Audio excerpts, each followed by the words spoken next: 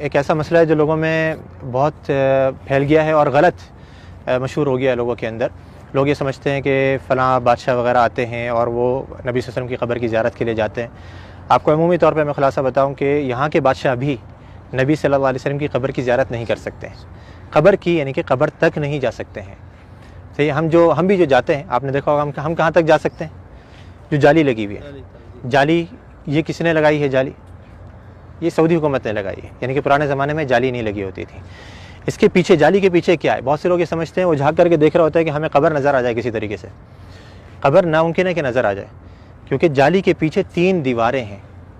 ایک تو آپ جانتے ہیں کہ گھر کی دیوار تھی، آپ صلی اللہ علیہ وسلم کہاں پہ مدفون کیے گئے؟ گھر کے اندر مدفون کیے گئے تھے۔ حدیث آتی ہے نبی صلی اللہ علیہ وسلم کی کہ نبیوں کا انتقال جہاں پر ہو جاتا ہے وہیں پر ہی دفن کر دیا جاتا ہے۔ تو صحابہ کرام میں بہت بڑا اختلاف ہوا تھا جب آپ صلی اللہ علیہ وسلم کا انتقال ہوا کہ کہاں پہ دفن کرنا ہے۔ انصار نے کہا کہ انصار کے علاقے میں، مہاجروں نے کہا کہ ہمارے علاقوں میں، ہر کسی نے اچھی سے اچھی تجویز دینے کی کوشش کری اور چاہا کہ ہمارے علاقوں میں ہو، قریب تھا کہ تلواریں نکل جائیں۔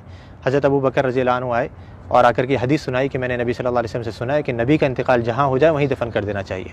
تو صحابہ کرام یہ تھے کہ جو ابھی جنگ چھڑنے والی تھی، فوراً تلواریں اپنے بند کر دی گئیں، اور ساری ہمارے درمیان میں بھی یہی ہونا چاہیے کہ جب حدیث آ جائے تو ہمارے درمیان کسی بھی قسم کا اختلاف ہو وہ فوراً ختم ہو جائے۔ تو آپ صلی اللہ علیہ وسلم کو دفن کیا گیا کہاں پر؟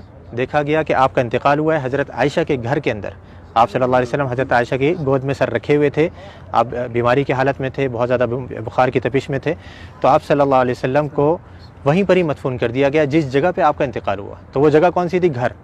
اب گھر کی ظاہری بات ہے 4 دیواری تھی، 4 دیواری کے باہر کچھ عرصے کے بعد پرانے زمانے میں ہی ایک اور دیوار بنائی گئی جس کے 6 کونے تھے، 6 کونے، یعنی کہ عام طور پہ 4 کونے ہوتے ہیں نا گھر کے دیوار کے، اس کے 6 کونے بنائے گئے تھے۔ یہ 6 کونے کیوں بنائے گئے تھے؟